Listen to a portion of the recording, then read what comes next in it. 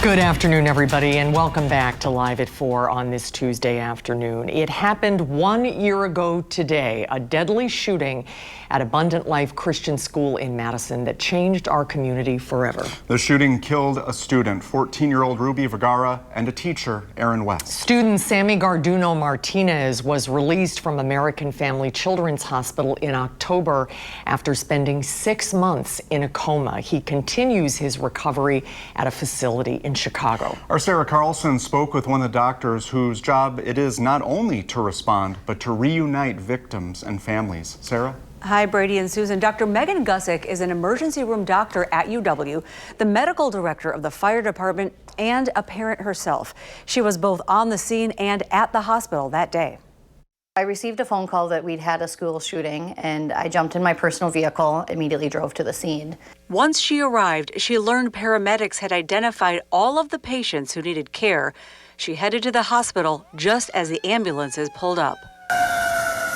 That's kind of when my role actually stepped up a little bit more in the emergency department, in the sense that these kids had just gone to the OR, but we had no idea who they were. And they were in critical condition. Our paramedics actually knew the first names of the kids that they transported here. So they knew Sammy and River's name, but it doesn't always get relayed when these kids come in super sick. Dr. Gusick had to connect with paramedics to get first names, and then she had to figure out last names. We interestingly used social media to figure out who they were and kind of confirm them, because the last thing we wanted to do was tell a parent the wrong parent. Dr. Gusick's job to reunite families 1 year ago was the hardest day of her life. At the end of the day, we all just want to be treated with respect. In our darkest moment, we want that same compassion. Taking the potential emotion from the situation and instead putting that into compassionate care and compassionate communication is sort of how I deal with those really difficult events. And then the reunion.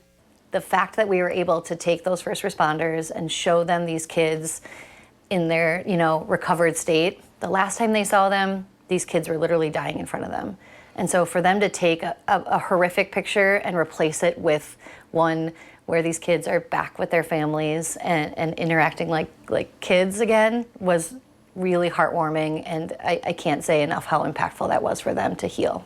And as Dr. Gusick explains, that healing and surviving is critical in the first seconds and minutes on scene. I think a lot of people don't necessarily realize that actually law enforcement has so many different roles in this, and not only are they going to make the scene safe, but they also provided the first care to these kids.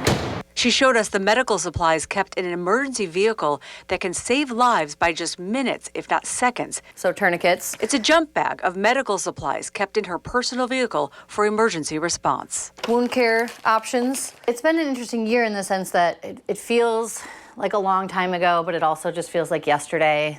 And like most of her colleagues, Dr. Gusick was able to keep her personal emotions in check while on the job until she went home. Had been on scene, then I was in the emergency department for several hours, and then I was at the press conference with the mayor and the police chief and our fire chief, and then I finally went home and picked up my kid, and that's when the emotions hit. And that was really hard to realize that I get to hold my kid today, but not everybody got to that day, going home.